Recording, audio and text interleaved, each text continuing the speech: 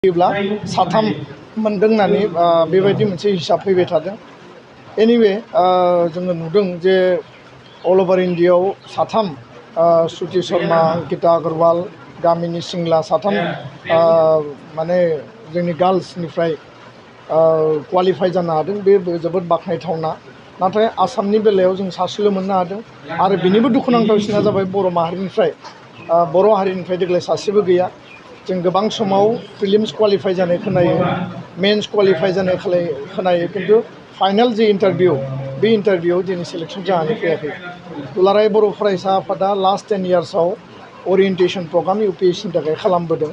नैबे 3 बोसोराव कभिड सिटुएसननि थाखाय बे बन्द जादों आरो बे बाराव जोङो दिल्लीयाव थांनाय मास मोनथामनि सिगां बिकन IS होननाय मोनसे कचिं सेन्टारजों जोङो टाइ आप खालामदों, MOU खालामदों।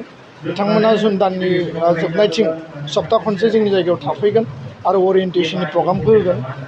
जोङो जायगाखौ थिग खालामनानै स्टुडेन्टफोरनि जि बाहागो लानायनि जि बिथिं बेखौ जोङो थिग खालामनानै होगोन आरो मेक्सिमाम नाम्बार अफ जोंनि स्टुडेन्टफ्रा प्रिलिम्स, मेन्स आरो इन्टारभिउखौ क्वालिफाइ खालामनो हायो। बेनि थाखाय दुलाराय बर' फरायसा आफादा माखासे स्पेसियेल इनिसिएटिभ लानायनि थाखाय पलिसि मेकानिजम जों खालामबाय थादों।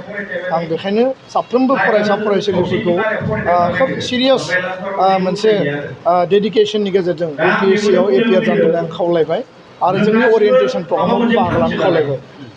गुबुन मोनसेथिं आङो आपिल खालामनो नागिरदों DID लिटिल मास्टाराव जोंनिनो अनजालु फंबाय नबजित नार्जारिया आसामनिफ्राय थांनानै मुम्बाइआव दिनै फाइनाल मोनसे कन्टेस्टआव दंबाय थायो आरो दिनै आरो गाबोन समबारनि फुंसिम बिनि भटनि होनाय बे दङ।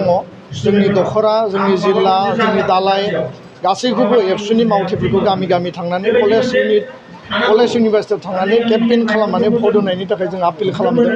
आङो गासै बर' रायजो राजाखौ जायनियाव मबाइल नाम्बार दङ, मबाइल गंसे गंनै गंथाम जि थाया मानो नबजित नार्जारिनि होखानाय टेलिफन नाम्बाराव फन बुनानै जाहाथे नबजित नार्जारिखौ DID लिटिल मास्टारनि चेम्पियन खालामनो हायो। मोनसे समाव जोङो प्रनिता सर्गियारिखौ चेम्पियन खालामनो हादोंमोन आरो बर'नि इउनिटि आरो बर'नि जि टेलेन्ट बेखौ जाहाथे जों बिश्व दरबाराव दिन्थिनो हायो।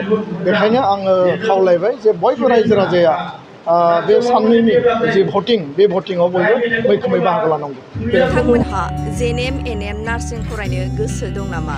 जुदि गोसो दंबोला थाबैनो क'क्राझार SAM कलेजाव मुं थिसनदो। बे फरायसालियाव 2 निफ्राय 3 बोसोर नार्सिं फरायनायनि मोजां खाबु दं। जुदि गोसो दंब्ला थाबैनो 9854550697 एबा 9854300175 नाम्बाराव फोनांजाब खालामदो।